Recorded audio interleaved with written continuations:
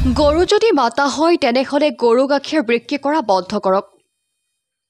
গৰু যদি মাতা হয় তেনেহলে গোহালিত নহয় এচি ৰুমত ৰাখক। এই কথা আমাৰ নহয়। এনে বহু কথা সামাজিক মাধ্যমত ভিডিঅ'ৰ যোগেদি মতামত আগবঢ়ালে এডভকেট শ্বাহ নৱাজে। হয়, অধিবক্তা শ্বাহ নৱাজে শেহতীয়াকৈ সামাজিক মাধ্যমত মন্তব্য আগবঢ়াই ক'লে এনে কথা। ৰাজ্যত গো মাংস নিষিদ্ধকৰণৰ পিছতেই এগৰাকী অধিবক্তাই কিয় কৈ গ'ল এনে কথা। ভিডিঅ'টো স্ক্ৰিপ্ট নকৰাকৈ শেষলৈকে চাওক আৰু একোটাকৈ শ্বেয়াৰ কৰি দিয়ক।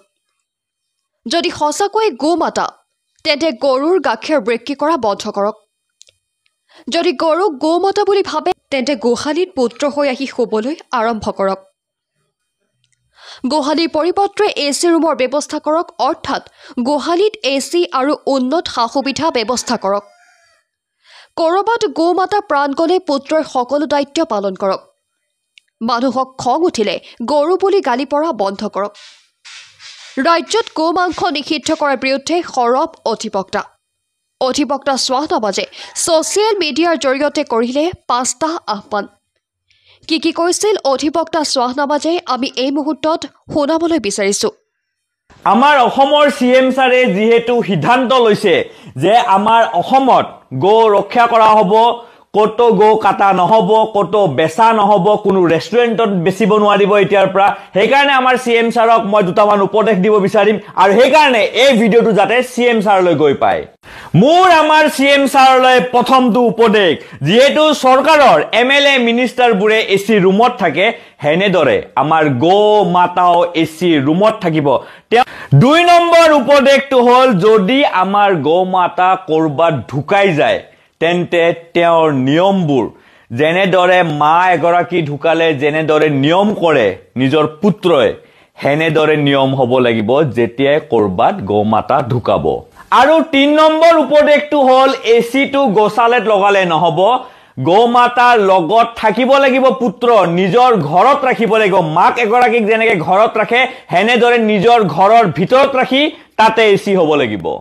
মোৰ 4 নম্বৰ উপদেশটো আমাৰ CM ছাৰলৈ, যে এজন দাদা, তেওঁ মুফতি হয়, তেওঁৰ নাম নৌচাদ হয়। তেওঁ এটা কথা কৈছিলে যে যিহেতু আমি নিজৰ মাকৰ গাখীৰ নেবেচো, হেনেকে গো মাতাৰো গাখীৰ কোনোৱে বেচিব নোৱাৰিব। সেই 5 নম্বৰ উপদেশটো হ'ল যে কোনোৱে, এইটো আটাইতকৈ দৰকাৰী হয়, কোনো মানুহে কাকুকে গৰু বুলি গালি পাৰিব নোৱাৰিব। কিছুমান মানুহে এতিয়া গৰু ভাৰ্চেছ গাহৰি বুলি কৈ আছে আৰু এইটো বিৰাটে বেয়া কথা, কাৰণ বহুত মানুহে গৰুটো গৌ মাতা বুলি কয়, এটা ধৰ্মৰ চিম্বল হিচাপে মানে।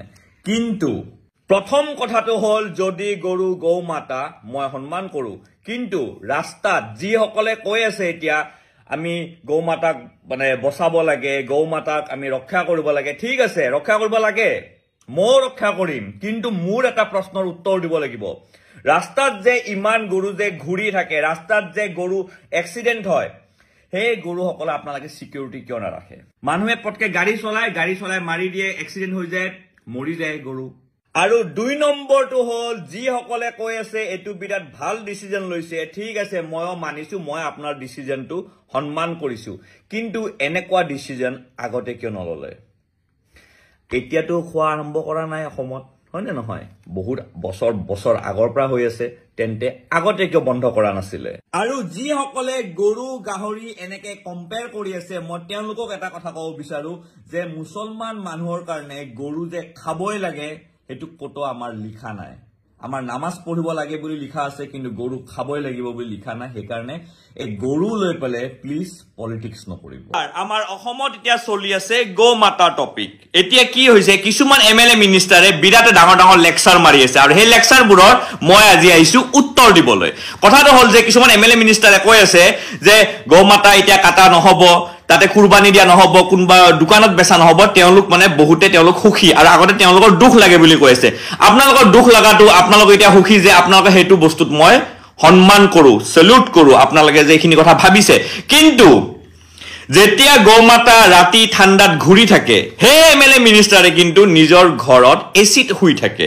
যেতিয়া গো মাতা ৰাস্তাত এনেকে এক্সিডেণ্ট হয়, তেতিয়া কিন্তু সেই MLA মিনিষ্টাৰে হয়তো নিজৰ ঘৰত থাকিব বা ক'ৰবাত ফুৰি থাকিব। আৰু যেতিয়া গৌ মাতাক লৈ পালে মানে আপোনাৰ পথাৰত যে খেতি কৰা হয়, হাল বোৱা হয়, এই যে পিঠিত যে নাঙলটো ৰাখা হয়, বান্ধা হয় ৰছী, তেতিয়া এমএলএ মিনিষ্টাৰবোৰ ক'ত যায়? যদি মোৰ ভাই ভনীসকলে যদি মোৰ হিন্দু ভাই ভনীসকলে যদি গৌ মাতা মানে, তেতিয়া মই গৌ মাতা মানিম। কিন্তু কিছুমানে বেছি অভাৰ লেকচাৰ মাৰে।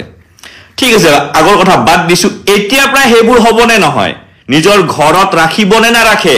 সেইবোৰ এমএলএ মিনিষ্টাৰে, যি এমএলএ মিনিষ্টাৰসকলে ডাঙৰ ডাঙৰ লেকচাৰ মাৰি আছে। আৰু আমাৰ ভাৰত হ'ল থাৰ্ড লাৰ্জেষ্ট বিফ এক্সপৰ্ট, আৰু তেওঁৰ সেই এক্সপৰ্ট কোম্পানীবোৰৰ মালিক হ'ল হিন্দু। এইটোৰ ওপৰত আমাৰ CM ছাৰে কিবা একশ্যন ল'ব নেকি? ভিডিঅ'টো CM ছাৰলৈ যদি গৈ পায়, জয় অসম।